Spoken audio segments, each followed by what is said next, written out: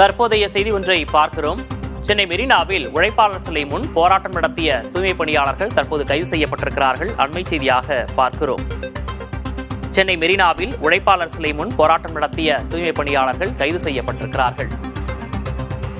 இது தொடர்பான கூடுதல் விவரங்களை செய்தியாளர் ஆனந்தனிடம் கேட்கலாம். ஆனந்தன், விரிவான விவரம்.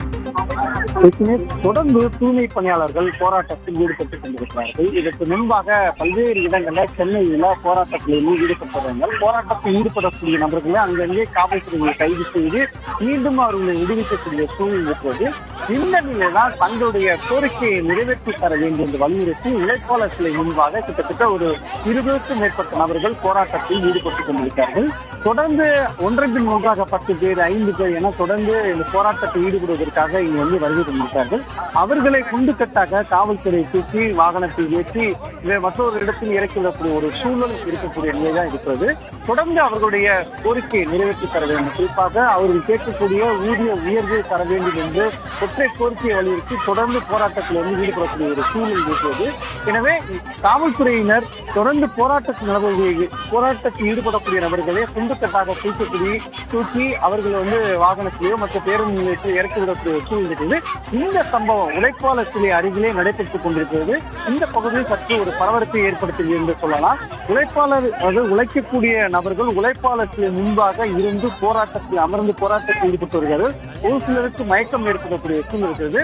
தொடர்ந்து 1 மாத காலத்திற்கு மேலாக தொடர் போராட்டத்தில் ஈடுபடக்கூடிய ஒரு நிலை இருக்கிறது. எனவே அரசு அவர்கள் எங்களுடைய கோரிக்கையை நிறைவேற்றி தர வேண்டும், திட்டமிட்டு எங்களுக்கு ஊதியம் குறைக்கப்படக்கூடிய ஒரு சூழல் இருக்கிறது. எனவே ஊதியத்தை உயர்த்தி வழங்குவதற்கான அனைத்து பணிகளையும் செய்ய வேண்டும். சென்னை மாநகராட்சி அதிகாரிகள் எங்களுடன் தொடர்ந்து பேச்சுவார்த்தை நடத்த வேண்டும் உள்ளிட்ட பல்வேறு கோரிக்கைகளை முன்வைத்து போராட்டத்தில் தொடர்ந்து ஈடுபட்டுக் கொண்டிருக்கிறார்கள். அந்த ஒரு கட்டமாக தான் இதை பார்க்க வேண்டியிருக்கிறது. உழைப்பாளர் சிலை அருகில் அமர்ந்து தொடர் போராட்டத்தில் ஈடுபட்டுக் கொண்டிருக்காங்க. ஆனந்தன், தூய்மை பணியாளர்கள் தொடர்ச்சியாக பல்வேறு வடிகளில் அவங்களுடைய போராட்டத்தை முன்னெடுத்துட்டு வராங்க. கடந்த 2 தினங்களுக்கு முன்பு கூட வடசென்னையில் அவங்க போராட்டத்தில் ஈடுபட்டிருந்தாங்க, உண்ணாவிரத போராட்டத்தில். அப்போ கைது செய்யப்பட்டிருந்தாங்க. இன்னைக்கு அனுமதி இல்லாம ஏன் இந்த இடத்துல போராட்டம் நடத்துறாங்க? எவ்வளவு பேர் இந்த போராட்டத்தில் எடுத்தாங்க? அடுத்த கட்டமா அவங்க என்ன செய்ய போறாங்க? தொடர்ந்து தூய்மை பணியாளர்கள் போராட்டத்தில் நீதிமன்றம் வாயிலாக நீதிமன்றத்தில் முறையிட்டார்கள். அதன் பிறகு சென்னை மாநகராட்சி அலுவலகத்தில் இதற்கு முன்பாக போராட்டத்தில் ஈடுபட்டார்கள். அதன் பிறகு ஒவ்வொன்றாக அங்கங்கே அந்தந்த பகுதிகளில் குழுக்களாக பிரிந்து போராட்டத்தில் ஈடுபட்டார்கள். இந்த நிலையில்தான் ஒரு 20க்கும் மேற்பட்ட பெண் தூய்மை பணியாளர்கள் தற்போது போராட்டத்தில் உழைப்பாளர் சிலை அருகில் போராட்டத்தில் ஈடுபட்டுக் கொண்டிருக்கிறார்கள். அவர்களை இந்த பகுதியில் இருக்கக்கூடிய காவல்துறையினர் அவர்களை அப்புறப்படுத்தப்படுவதில் தொடர்ந்து ஈடுபட்டுக் கொண்டிருக்கிறார்கள். கோரிக்கை என்னவென்றால், தனியாரிடம் ஒப்படைக்க கூடாது, ஊதிய உயர்வு வேண்டும்.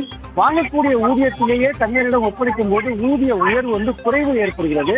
எனவே அரசு இதை கவனத்தை செலுத்தி எங்களுக்கு கொடுக்கக்கூடிய ஊதியத்தை கொடுக்க வேண்டும், எங்களுக்கு இந்த அரசு பணியை அரசு பணியாக மாற்றித்தர வேண்டும் என்று உள்ள கோரிக்கையை முன்வைத்து தொடர் போராட்டத்தில் ஈடுபட்டுக் கொண்டிருக்கிறார்கள்.